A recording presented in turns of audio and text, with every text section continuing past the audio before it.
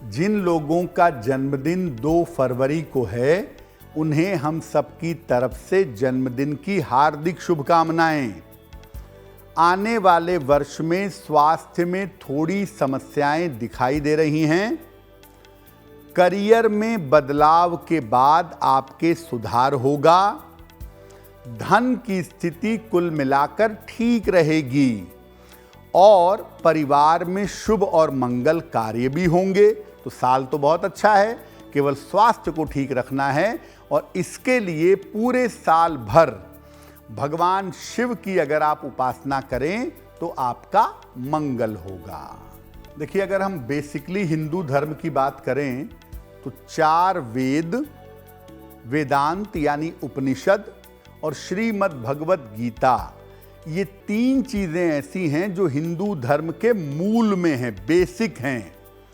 पुराण जो है ये बाद में लिखे गए और पुराण लिखे गए एक आम आदमी को सरल भाषा में धर्म और आध्यात्म समझाने के लिए, लोकाचार के लिए लिखे गए हैं कि आदमी कहानी को पढ़ करके ये अच्छी तरह से समझ सके कि मुझे धर्म के मार्ग पर सरलता से कैसे चलना है। इसमें ईश्वर को अलग अलग साकार स्वरूपों में दर्शाने का प्रयास किया गया है। अगर आप किसी एक पुराण के बारे में पूछें कि कौन सा पुराण जरूर पढ़ना चाहिए हमें जीवन में, तो वो है श्रीमद् भागवत महापुराण। श्रीमद् भागवत महापुराण और कुछ अंश में हरिवंश महापुराण, ये दोनों भगवान कृष्ण और उनकी लीलाओं से कनेक्टेड हैं। अगर आप जीवन में स्वाध्याय के तौर पर भी इन दोनों पुराणों को पढ़ते हैं तो आपका अवश्य ही मंगल होगा। देखिए, बहुत बार क्या होता है कि राहु अगर कुंडली में निगेटिव हो ना, उसकी दशा आ जाए, अंतरदशा आ जाए, प्रत्यंतर दशा आ जाए, तो आदमी को इमेजिनेटिव प्रॉब्लम होती है, काल्पनिक समस्या। क्या कहते हैं लोग, रात में मैं सो रहा था, लगा मेरे पलंग के पास कोई खड़ा है, या छोटी सी बीमारी हो गई, उनको लगता है बस अब कैंसर ही हो गया। यानी इमेजिनेटिव प्रॉब्लम जीवन में ले आते हैं, जो नहीं है उसको भी प्रकट कर लेते हैं। तो अगर ऐसा हो रहा है तो क्या करें, एक सफेद चंदन की लकड़ी का छोटा सा टुकड़ा लीजिए, इसको नीले धागे में बांध लीजिए या उसमें सुराख करके नीले धागे में पिरो लीजिए और इसको अपने गले में शनिवार को प्रातः पहन लीजिए।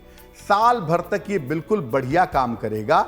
अगर आप इसको धारण करते हैं, अगर आप इसको पहनते हैं, तो ऐसा करने से राहु की जो काल्पनिक समस्याएं हैं वो समस्याएं दूर हो जाएंगी। देखिए, पूर्व जन्म का जो रहस्य है कि आप पूर्व जन्म में या पूर्व जन्मों में क्या थे, इस रहस्य को ईश्वर सामान्यतः छिपाए रखता है।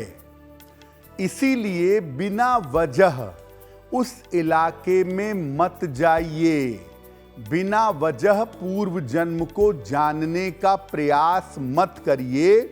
अपनी साधना, अपनी तपस्या, ध्यान पर ध्यान दीजिए। बेवजह पूर्व जन्म के इलाके में मत जाइए। अगर ईश्वर को ये बात जरूरी लगेगी कि पूर्व जन्म का जानना आपके लिए जरूरी है, तो ये रहस्य आपके सामने खुद ब खुद प्रकट हो जाएगा। अगर आप मुझसे जुड़ करके अपनी समस्याओं का समाधान चाहते हैं और चाहते हैं कि आपकी समस्याओं को ज्योतिष के माध्यम से सुलझाया जाए, तो आप हमसे संपर्क कर सकते हैं, जुड़ सकते हैं एस्ट्रो तक पर।